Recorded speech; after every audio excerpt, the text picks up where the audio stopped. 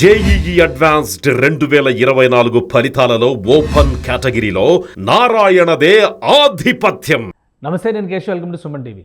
ఆంధ్రప్రదేశ్లో కొత్త ప్రభుత్వం కొలువు తీరింది. ముఖ్యమంత్రిగా చంద్రబాబు నాయుడు బాధ్యతలు స్వీకరించడంతో పాటు 5 కీలకమైనటువంటి అంశాలకు సంబంధించిన ఫైల్స్పై సంతకాలు చేశారు. అందులో ముఖ్యంగా ఎక్కువ మందిని ఆందోళన పరిచింది ల్యాండ్ టైటిలింగ్ యాక్ట్. ఈ ల్యాండ్ టైటిలింగ్ యాక్ట్ రాకూడదంటూ కనీసం 6 నెలల తరబడి అనేక మంది న్యాయవాదులు రాష్ట్ర వ్యాప్తంగా ఆందోళనలు నిర్వహించారు. ఈ సంతకంతో ఇప్పుడు ల్యాండ్ టైటిలింగ్ యాక్ట్ అంశం ఆంధ్రప్రదేశ్ని వీడిపోయినట్టేనా, లేక ప్రొసీజర్ పరంగా ఇంకా చేయాల్సినటువంటి అంశాలు ఏమేమి మిగిలి ఉన్నాయి? ఈ అంశాలపైన విశ్లేషణ చూద్దాం. మనతో పాటు అడ్వకేట్ సత్యనారాయణ రాజు గారు పిఠాపురం నుంచి జాయిన్ అయ్యారు. సత్యనారాయణ రాజు గారు, నమస్కారం. నమస్కారం. చాలాసార్లు మీరు చెప్పారు దీనికి సంబంధించి ల్యాండ్ టైటిలింగ్ యాక్ట్ విషయంలో మీరు చేస్తున్నటువంటి ఆందోళనలు, అలానే జనసేన అధినేత మీ పిఠాపురం నియోజకవర్గంలో పోటీ చేస్తున్న సందర్భంలో ఆయన రిప్రజెంటేషన్ కూడా ఇచ్చారు. ఫైనల్గా ఒక రోజు వస్తుంది కాబట్టి దానికి ఒక కన్క్లూజన్ ఇస్తూ చంద్రబాబు నాయుడు గారు సంతకాలు కూడా చేసేశారు. ఇక అయిపోయినట్టేనా ఈ ల్యాండ్ టైటిలింగ్ యాక్ట్ అనేది? ఉపసంహరించినట్టుగా మనం డిసైడ్ అవ్వచ్చా? ఇంకా ప్రొసీజరల్గా ఏమైనా అంశాలు మిగిలి ఉన్నాయా ఇందులో? ప్రొసీజర్లుగా చాలా ఉంటాయండి, కానీ ఆ యొక్క రద్దు అనేటటువంటి దాని మీద మొట్టమొదటిగా అనుకున్న దాని ప్రకారంగా ఆయన ఇచ్చిన హామీ ప్రకారంగా ఈ ప్రమాణ స్వీకారం మరుసటి రోజే ఆయన పెట్టే మొట్టమొదటి 5 సంతకాల్లో 2వ సంతకంగా పెట్టి ఆ యొక్క ల్యాండ్ టైటిలింగ్ యాక్ట్ రద్దు అనేటటువంటి దాంతో మా యొక్క అడ్వకేట్స్ అందరికీ కూడా చాలా ఆనందకరమైనటువంటి మా శుభవార్త నిన్న సాయంత్రం 4:41 వినడం జరిగింది.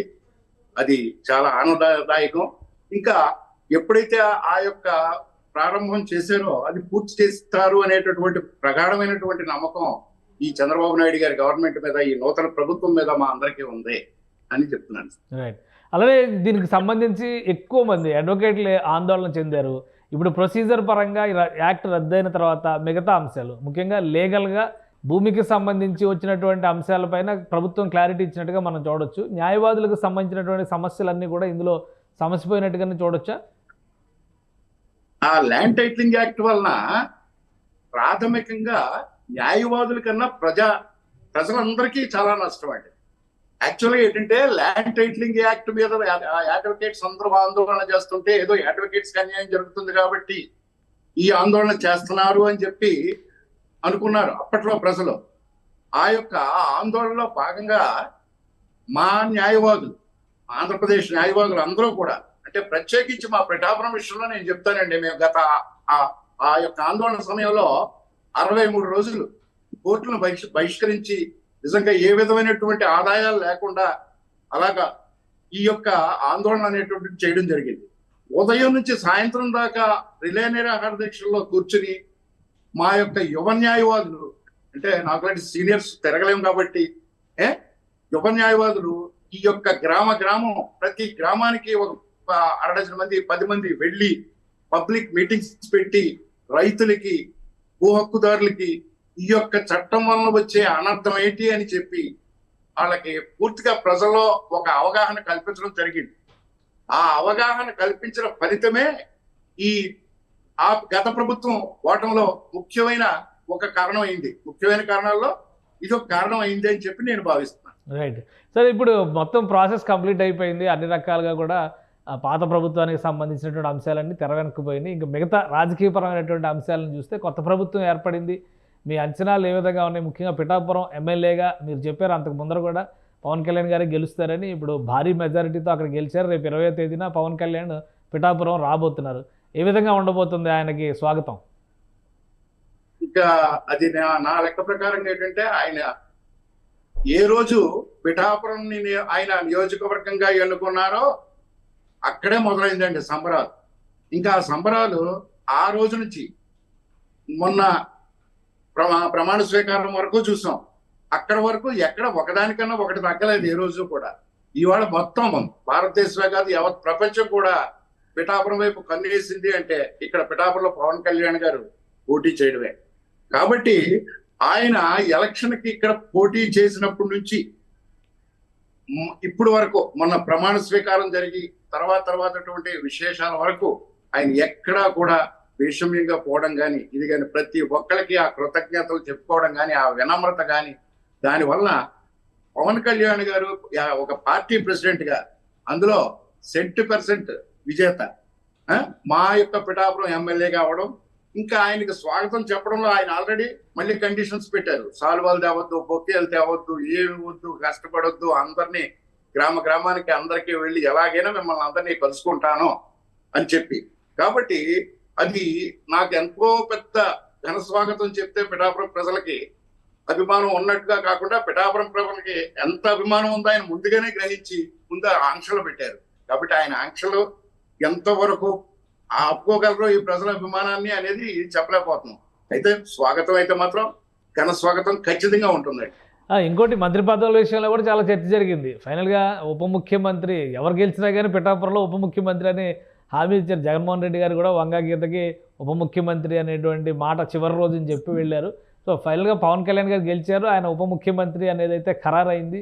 శాఖలు అనేది కొద్దిగా అటు ఇటుగా కేటాయింపులు జరగచ్చు. ఏ విధంగా చూస్తారు మీరు ఉప ముఖ్యమంత్రిగా పవన్ కళ్యాణ్ పిఠాపురం నియోజకవర్గ అభివృద్ధి విషయంలో కానీ నియోజకవర్గానికి సంబంధించినటువంటి సమస్యల పరిష్కారంలో కానీ ఎటువంటి భరోసా లభిస్తుంది మీకు?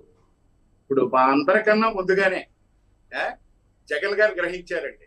అంటే పిఠాపురంకి ఖచ్చితంగా ఆయన కోరుకునేటటువంటి దత్తపుత్రుడు మా యొక్క దత్తుడి అనుగ్రహంతో ఉప ముఖ్యమంత్రి కావాలని. అందుకోసం ఆయన కోరుకున్న వాళ్ళు పిఠాపురానికి ఉప ముఖ్యమంత్రి ఖచ్చితంగా ఇస్తానని చెప్పారు. అందువల్లనే ఆయన ఖచ్చితంగా మరి ఆ దత్తుడు ఆ శ్రీపాద శ్రీవల్లభుడు మాకు పవన్ కళ్యాణ్ రూపంలో ఉప ముఖ్యమంత్రిగా మాకు ప్రసాదించాడని చెప్పి మేము అందరం భావిస్తున్నాం సార్. రైట్. ఇక ఆంధ్రప్రదేశ్లో కొత్త ప్రభుత్వానికి సంబంధించినటువంటి లక్ష్యాలపైన విస్తృతమైనటువంటి చర్చ జరుగుతుంది. 5 సంతకాలతో ప్రస్థానాన్ని చంద్రబాబు నాయుడు గారు ప్రారంభించారు. రాష్ట్రానికి సంబంధించి అభివృద్ధి కానీ ఆర్థికపరమైనటువంటి దిశానిర్దేశం విషయంలో కానీ ఒక స్పష్టమైన వ్యూహం ఉంటుందని నమ్ముతున్నారా మీరు? ఖచ్చితంగా నమ్ముతున్నాను. జరుగుతాయనే కూడా ఖచ్చితంగా ప్రగాఢమైన నమ్మకం నాకు ఉంది. ఎందుకంటే ఇక్కడ ఒక మనిషికి ఒకళ్ళకి ఒకళ్ళు సహాయాలు చేసుకుంటూ ఎదిగి ఆఖరికి భారత మాతని మోడీ గారి నెత్తి మీద పెట్టుకుని పోసే పరిస్థితి వచ్చిందండి. అంటే ఆ మాట నేను ఎందుకు చెప్పానంటే యాక్చువల్ గా ఏంటంటే పవన్ కళ్యాణ్ గారికి సీటుని త్యాగం చేసినటువంటి మా పిఠాపురం మాజీ ఎమ్మెల్యే ఎస్విఎస్ఎఫ్ వర్మ గారు ఆయన భుజాల మీద పవన్ కళ్యాణ్ గారిని ఎత్తుకుని నెక్కించి అసెంబ్లీకి అత్తారింటికి దారేదికి పంపించాడు. అదే పవన్ కళ్యాణ్ గారు ఆయన భుజాల మీద చంద్రబాబు నాయుడు గారిని ఎత్తుకుని ఆంధ్రప్రదేశ్ మొత్తం ఆయన నియోజకవర్గం వదిలి తిరిగి చంద్రబాబు నాయుడు గారిని ముఖ్యమంత్రిగా ప్రమాణ స్వీకారం చేయించారు. ఈ చంద్రబాబు నాయుడు గారు ఈ పవన్ కళ్యాణ్ గారు వీళ్ళిద్దరూ కలిసి కూటమి కట్టి అక్కడ కేంద్ర ప్రభుత్వంలో ఎంపీల సంఖ్య తగ్గినప్పటికీ కూడా తగ్గే అనే బాధ కలిగించకుండా మోడీ గారిని ఎత్తున పెట్టుకుని అక్కడ భారతదేశంలో ప్రధానిగా ఆయన నిలబెట్టారు. కాబట్టి మేము అందరం కోరేది ఏంటంటే భారతదేశ ప్రధానిగా మోడీ గారు వీళ్ళందరూ చేసింది ఆంధ్రప్రదేశ్ పరిస్థితులను బట్టి విభజన రాష్ట్రం వచ్చిన దగ్గర నుంచి 10 సంవత్సరాల్లో ఏ విధమైనటువంటి ఆనందాన్ని పొందలేకపోయాం. కాబట్టి ఈ 5 సంవత్సరాల్లోనైనా మంచి పరిశ్రమలు ఇచ్చి యువతకి మంచి దారిచ్చి ఈ విజయానికి తోడ్పడినటువంటి జన సైనికులకి, వీర మహిళలకి, మెగా ఫ్యాన్స్ కి, తెలుగుదేశం కార్యకర్తలకి, బీజేపీ కార్యకర్తలకి, ఆఖరికి వైసీపీ కార్యకర్తలకు కూడా చేసి ఈ యొక్క ఆంధ్రప్రదేశ్ ని డెవలప్మెంట్ లో ముందుకు తీసుకెళ్లాలని, ఈ ఆంధ్రప్రదేశ్ అనేది అన్నపూర్ణ అనే మాట మళ్ళీ పునరుద్ఘాటించాలని మనస్ఫూర్తిగా కోరుకుంటున్నాను. ఈ విధమైనటువంటి విజయాన్ని అందించినటువంటి ప్రజలకి అందరికీ కూడా మరి ఒక్కసారి ఆంధ్రప్రదేశ్ ప్రజలందరికీ కూడా మా రాష్ట్ర ప్రభుత్వం తరఫున, మా యొక్క పిఠాపురం ప్రజల తరఫున, మా పవన్ కళ్యాణ్ గారి తరఫున హృదయపూర్వకంగా కోరుకుంటున్నాను sir. Right. Thank you Satyanarayana Raju garu మీ అభిప్రాయం తెలియజేసినందుకు. ఇది ల్యాండ్ టైటిలింగ్ యాక్ట్ రద్దు పైన ప్రభుత్వం తీసుకున్నటువంటి నిర్ణయం అతిపెద్ద ఉపశమనంగా సత్యనారాయణ రాజు గారు విశ్లేషిస్తున్నారు. పిఠాపురం స్థానికుడిగా తాను నమ్ముతున్నది పవన్ కళ్యాణ్కి అద్భుత విజయం అందించినటువంటి ప్రజలకి ఆయన కృతజ్ఞతాపూర్వకంగా అభివృద్ధి ఫలాల్ని అందిస్తారని భావిస్తున్నట్టుగా చెబుతున్నారు. ఇది special discussion. Keep watching. Suman టీవీలో మీ పర్సనల్ అండ్ బిజినెస్ ప్రమోషన్స్ కోసం కింది నెంబర్కి కాంటాక్ట్ చేయండి.